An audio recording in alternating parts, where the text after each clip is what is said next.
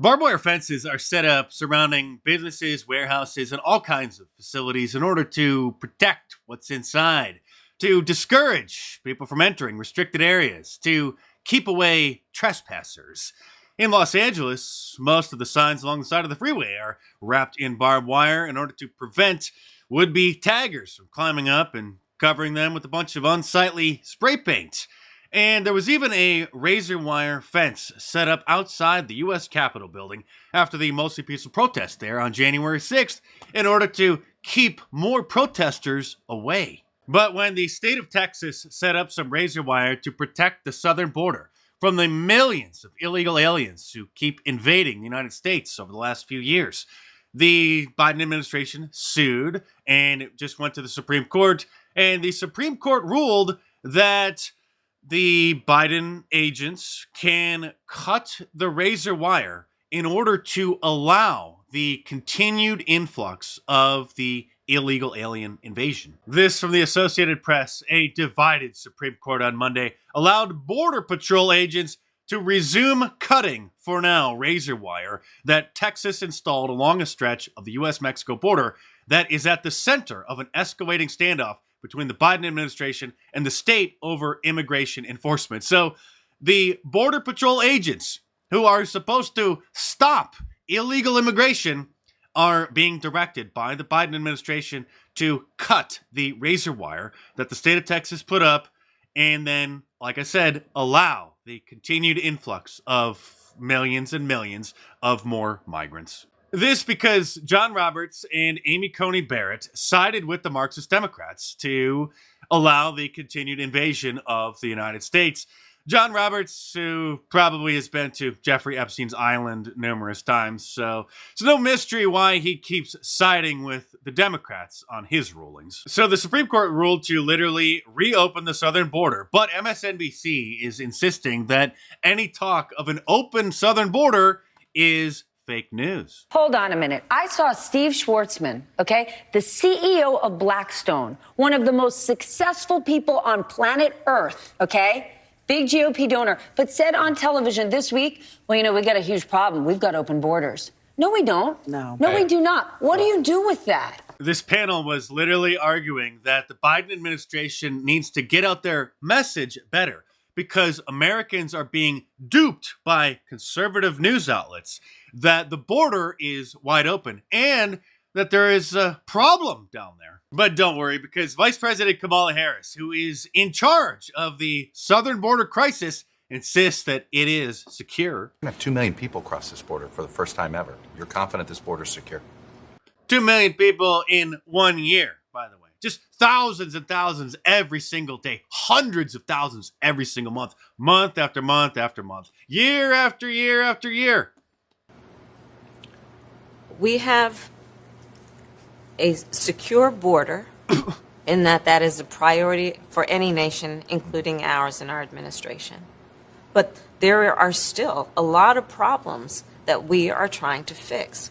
The problem is your administration is directing Border Patrol agents to cut down the barriers that are supposed to protect our southern border. Remember Beto O'Rourke, who was framed by the media as the next John F. Kennedy, who ran for president in 2020 and was a complete embarrassment? Well, his campaign platform was tearing down the southern border wall. Would you, if you could, would you take the wall down now? Here. Yes. Like you have a wall. Absolutely. Knock it down. I'd take the wall down. And do you think the city, if there's a... So this is where we're at now in the collapse of the United States. It used to be the Democrat policy to just deny that there was a problem and to just ignore it while the influx continued. But now it is the official Biden administration policy, the official Democrat Party policy, to tear down the border wall. And according to Alexandria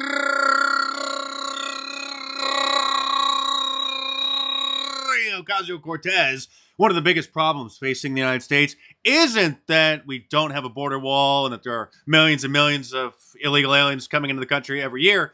It's that we're not just automatically granting them citizenship. One of the biggest issues that we have when it comes to immigration is the fact that we have an undocumented population. Mm-hmm. Now, you can fix that by trying to build a wall.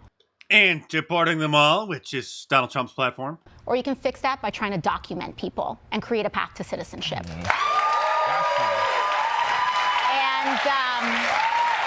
That would be like if a group of teenagers are caught sneaking in through the exits of a movie theater. Instead of kicking them out, the movie theater would just give them free popcorn and candy. And you're not going to believe this until you see it, but the only Democrat making any sense about the border crisis is Senator John Fetterman, who appeared on CNN in his usual attire, his pajamas, Skyping in from, I think, behind a dumpster somewhere.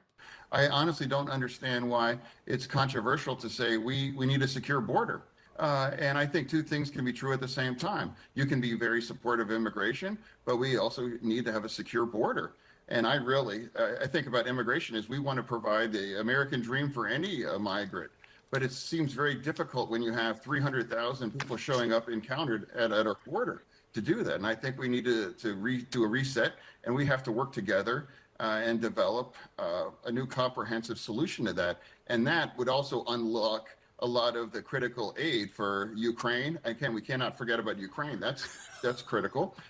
Okay, so I gave him too much credit, but he still was making some sense, which compared to any other Democrat is a miracle. Who would have thought that someone with brain damage from a stroke would be making more sense than your average Democrat? It's something you're never going to hear ever on any brand name conservative show. Not on Fox News, not on the Daily Wire, not on the Blaze, nowhere, is the role that HIAS plays in facilitating the mass migration. Well, what is HIAS, you ask? Well, it is the Hebrew Immigrant Aid Society.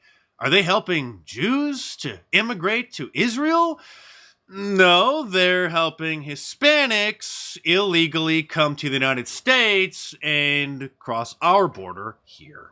HIAS's response in Mexico helps refugees, asylum seekers, and migrants to obtain legal protection just by claiming, hey, just tell them that you're a refugee and you flood and you'll get a court date 10 years in the future and you get a green card, Obama phone, get put up in a hotel, by pursuing their claims for asylum in the United States. So HIAS, again, the Hebrew Immigrant Aid Society, is giving them maps so that they can find their way from South America all the way up to Texas, Arizona, New Mexico, and California. And guess who was on the board of HIAS? None other than Alejandro Mayorkas, who is the head of the Department of Homeland Security. So while the Hebrew Immigrant Aid Society is facilitating the massive influx of numerous different ethnic groups to illegally enter the United States, the Jewish ADL says that it's unrealistic and unacceptable to expect the state of Israel to voluntarily subvert its own sovereign existence and national identity and become a vulnerable minority within what was once its own territory. So Israel needs to maintain their supermajority of Jewish ethnicity, while all Western European countries and the United States need more diversity and cultural enrichment. Mm-hmm. And the last point I would say, caravan, open borders. These are literally white supremacist phrases. This is one of those hot topics that you're just going to have to read about in my new book, The War on Conservatives, by ordering it in paperback from Amazon.com or clicking the link in the description below because, as you know, there are certain topics that just aren't allowed to be discussed openly on the big tech platforms. So read all about it by ordering my new book, by clicking the link in the description below and checking it out.